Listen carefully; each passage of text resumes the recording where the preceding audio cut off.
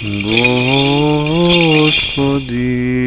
Исусе Христе, Сине Божий, помилуй меня грешного. Слушайте, една тишина. Тишина, кога зборува Отецот, барем да сте тихи. Барем тогаш да имате срам и да не зборува. А воопшто на светата литургија ни децата не смеат да зборува. Никто. Тогаш самиот Христос ни зборува, а ние треба да молчиме и да го слушаме. Него. Како што тој молчи и не слуша кога ние зборуваме, односно кога се молим.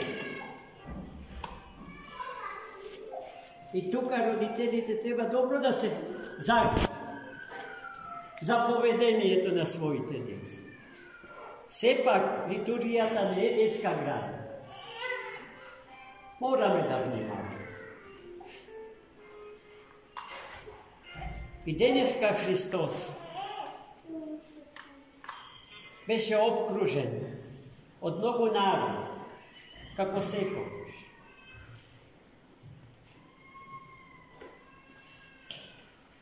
Но една сцена, која што се случи во негово присуство, е вистински потресна. Ранет татко стои на колена пред Христа и бара лек и спасение за своето дете. Која е немокта на детето на тој татко? Неговата демонообседнатост. При секоја појава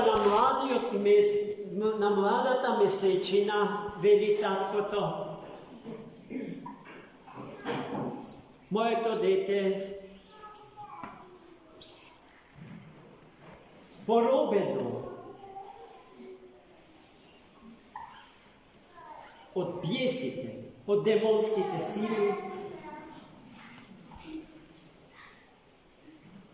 паѓа во огин или во вода и е во опасност да го загуби својот живот. Пред да дојдам, Господи, и да побарам од Тебе помош, побарав од Твоите ученици. Тие не се колеба да ми ја дадат, но безуспешно, бидејќи не можеа да го излечат мојот син. И тогаш Христос упати неколку страшни зборови, кои што важат и за нас денеска. О, роде неверен, до кога ќе ве чекам, до кога ќе ве трпам? Бидејќи тоа што се случувало со луѓето околу него во дадената евангелска парабола е нешто што постојано и секогаш одново се повтара со нас. Луѓето, кога бараме алтернативи за Бога, а ги немаме. Затоа, браќи и сестри, Христос ги упати тие строги зборови. Ќе повторам, сосема заслужени за нас. И заповеда да му го донесат детето.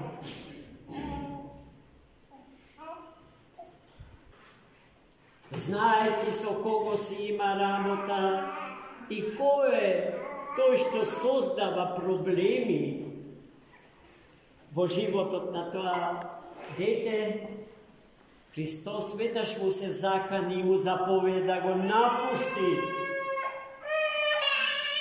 Да ги напушти телото и душата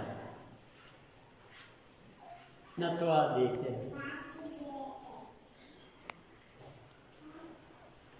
Нечистите сили, треперейки пред Спасителот и животодавецот наш Христос, го напуштија натрешниот простор на тоа детенце и тоа веднаш се смири. Оваа повест за излекувањето на демонообседнатото детенце не завршува тука. Кога Христос и неговите ученици се најдоа сами надвор од градот, тие му поставија прашање: Господи, зашто ти тоа што го постигна не можевме ние да го направиме? Рачунајќи на близината што ја имаа до него. А Христос им даде до знаење дека главна причина за нивниот неуспех е нивната невера. Па сето тоа можеме да го пренесеме на нашите собствени животи. Кога трпиме неуспех во нашиот живот, на сите полиња од животот, кога верата не напушта, односно ние неа, кога Бог е далеку од нас, или сме се испазариле за Него со најситните, најсрамните, најниските, така наречени вредности што од овој свет му доаѓаат на човек.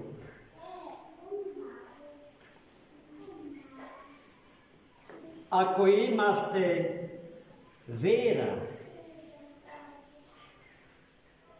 колку зрнцето горушичи, тоа се зборови што Христос им ги упатува на своите апостоли, а преку нив нас. Ки заповедате ли на она планина да се премести од таму овде, и таа ќе ве послуша. И неке има нешто, неке се најде нешто што вистински ви треба. И по силата на верата го барате од вашиот Господ. А да не го добиете. Гледајте колку е важна верата, пресуден фактор во животот на човекот. Ништо без верата, драги мои. А и човекот, искрено кажано, е битие кој што не може без вера. Но опасноста е содржана во можност верата од кон Бога да се пренасочи на луѓе месијански разбрани и доживеани, обоготворени личности од светот на политиката, естрадата. И повторно ќе речам, од сите други зони на човечкото живење и постоење во овој свет. Тогаш, браќи и сестри, станува збор за псевдовера, за лажна вера, за верата што циганката пред порти ни ја соопштува, сејки семе демонско во нашите души и срца. Тоа што сакаме да го чуеме од астролозите, тоа што сакаме да го чуеме од кафе гледачите, од хиромантите, од хороскопите. Сето тоа, тој, таткото на смртта ќе ни го соопшти и ќе го посее во нашите души. A to znači дека сме загубиле вистинската, автентичната вера во Бога, едниот, освен кого што за друг Бог не знаеме, бидејќи го нема. Се друго е ракотворба. Делкани богови во дрво, во камен, во железо. Само тој, животодавецот и спасителот наш, тој кој што не создал и не бега од одговорноста да го проследи севкупниот наш живот во трајање од просечни 70 години. Изгора на тоа, ништо не се завршува на градските гробишта. Таму се почнува, бидејќи таму низ портата на гробот се влегува во животот за кој што сме создадени, а тој живот не знае за смрт. Амин.